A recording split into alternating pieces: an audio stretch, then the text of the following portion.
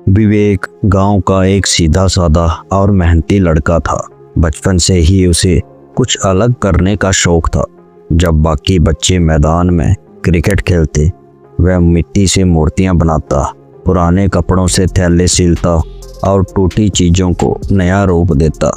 गांव के लोग अक्सर उसका मजाक उड़ाते और कहते कि ये लड़का तो अजीब है, लड़कियों वाले काम करता है।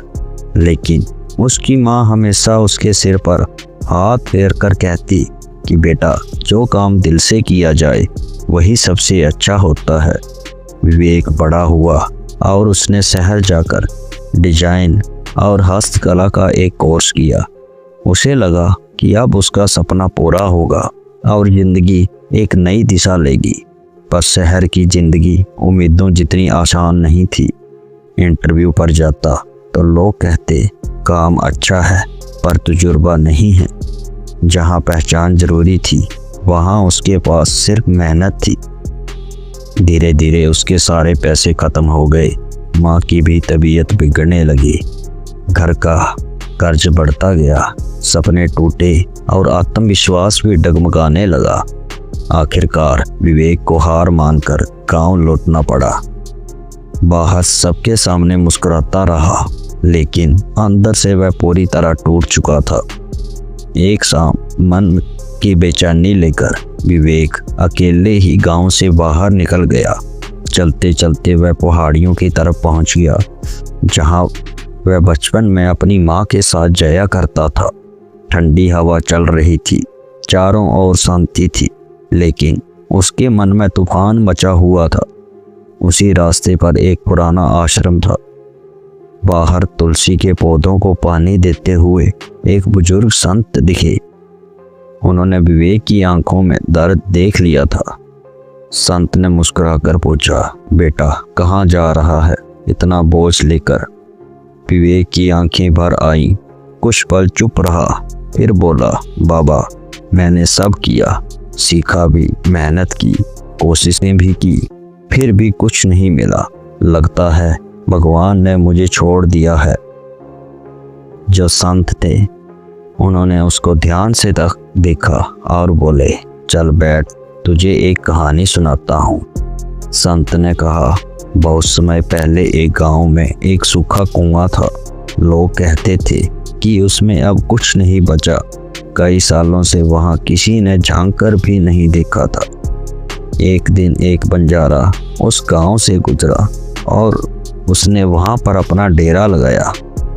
जब उसने पानी की तलाश की तो लोगों ने कहा, इस कुएं में पानी नहीं है, तू कहीं और जाकर रह ले।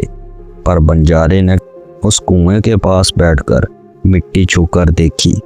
मिट्टी में थोड़ी नमी थी। उसे उम्मीद जगी। उसने खुदाई शुरू कर दी, पहले हाथ से, फिर पत्थरों को हटाकर। लोग हंसते रहे, पागल है, बेकार की मेहनत कर रहा है। लेकिन कुछ दिन बाद कुएं से पानी की पहली बूंद निकली। फिर धीरे धीरे पूरा कुआं भर गया। आज वही कुआं पूरे गांव की प्यास बुझाता है। संत ने उसकी ओर देखा और कहा, क्या होता अगर बंजारा भी सबकी बात मानकर वहां से चला जाता? संत की कहानी विवेक के दिल में उतर गई। उसे लगा मानो वह सूखा हुआ कुआं वही है, ऊपर से बेकार दिखने वाला, लेकिन अंदर गहराई में पानी अब भी बाकी है।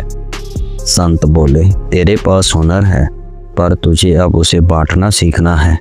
चल तुझे कुछ दिखाता हूँ। वह उसे पास के एक छोटे से गांव में लेकर गए। वहाँ की महिलाएं टोकरी, मिट्टी के दिए और कढ़ाई वाला कपड़े का सामान बनाती थी, लेकिन उनका काम पुराने तरीके का था। ना डिजाइन अच्छे थे, ना कोई खरीदार। संत ने कहा, इनके पास हाथ का हुनर है और तेरे पास नया तरीका, दोनों को जोड़ दे, यही तेरा रास्ता है। विवेक ने काम शुरू कर दिया। उसने गांव की महिलाओं को डिजाइन, रंगों का मेल, पैकिंग और बिक्री के तरीके सिखाए। उसने अपने पुराने स्केच दोबारा निकाले और उन्हें सादगी में बदलकर महिलाओं की कला से जोड़ा। धीरे धीरे काम बढ़ा। मेलों में स्टॉल लगाए, फिर सोशल मीडिया पर सामान भी बिकने लगा। उन्होंने मिलकर एक नाम भी रखा, गांव का कलाकार। अब वही महिलाएं आत्मनिर्भर थी, घरों में खुशहाली आई, बच्चों की पढ़ाई शुरू हुई और विवेक, वो अब खुद को किसी नाकाम इंसान के रूप में नहीं बल्कि एक संकल्प से बने कारीगर के रूप में देखता था। कुछ महीनों बाद विवेक संत के पास गया। उसने हाथ जोड़कर कहा, बाबा, आपने मुझे खुद से मिलवाया।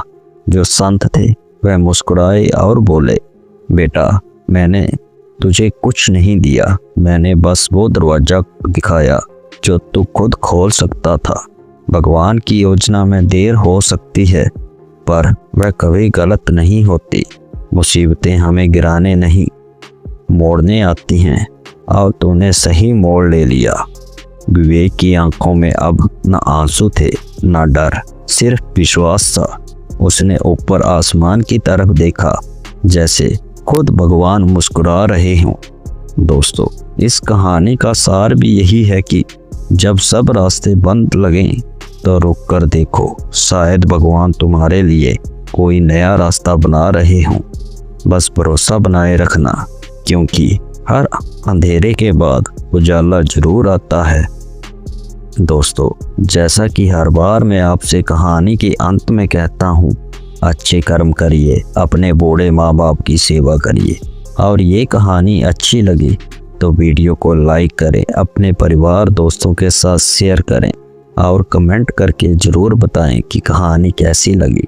और ऐसी ही और कहानियों के लिए इस चैनल को भी सब्सक्राइब करें। आपका समय शुभ रहे। धन्यवाद।